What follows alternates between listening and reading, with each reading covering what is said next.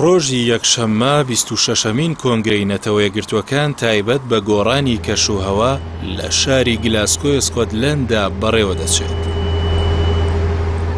کۆنگرەکە لە نێوان سیوێکی ئەم مانگە تا 12 مانگی داهاتوو بەردەوام دەبێت و بە گەورەترین و گرنگترین کۆنگرەکانی تایبەت بە کەشوهەوا دادەنرێت. کۆنگرەی گلاسکۆ دوو ئامانجی هەیە. ئامانجە درێژخایەنەکەی ئەوەیە تا ساڵی 2050 دەردانی ئەو گازە ژەهراویانەی دەبنە هۆی قەتیزبوونی گەرما ببێتە سفر. ئامانجە کورتخایەنەکەی بۆ ماوەی 5 تا 10 ساڵەکە بریتیە لە هێشتنەوەی پلەی گەرمای جیهان لە ئاستی 1.5دا.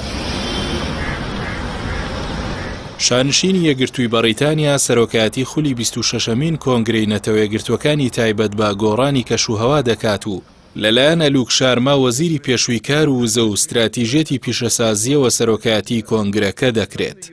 لە کۆنگرەکەی ڕۆژی یەکشەمەی گلاسکۆدا 196 گەورە بەرپرسی جیهانی ئامادە دەبن. لە ڕابردوودا هەرچەندە 101 وڵات بەشداریان لە ڕێکەوتنی پاریسی 2015 تایبەت بە کەشوهەوا کردبوو، بەڵام تەنها 80 وڵاتیان نەخشەی کاری گەیشتن بە ئامانجی کەمکردنەوەی پلەی گەرمی بۆ 1.5 پێشکەش کرد. ئەوەی پێشبینی دەکرێت بۆ ساڵی 2030 ڕێژەی کەمکردنەوەی دەردانی دووەمۆکسیدی کاربۆن و گازەکان دەبێتە لە 12. لە کاتێکدا بە پەیامانجی داڕێژراو بۆ ئەو کاتە پێویستە ڕێژەکە لە 45 بێت. دە وڵات و ناوچە لەسەر ئاستی جیهان ڕێژەی لە 168 دەردانی گازە ژەهراویەکانی بەرپرس لە قەتیزبوونی گەرمایان بەردەکەوێت. هەریەک لە چین و ئەمریکا و یەکێتی ئەوروپا و هند و رووسیا و یابان و بەرازیل و ئیندۆنسیا و ئێران و کەنەدان. چین و ئەمریکا و یەکێتی ئەوروپا لە 146 دەردانی گازە ژەهراویەکانیان لە ئەستۆیە. لە 122کەی دیکەی بڵاوبوونەوەی گازە ژەهراویەکان لە ژینگەدا بەرهەریەک لە هند و رووسیا و یابان و بەرازیل و ئیندۆنسیا و ئێران و کەنەدا دەکەوێت.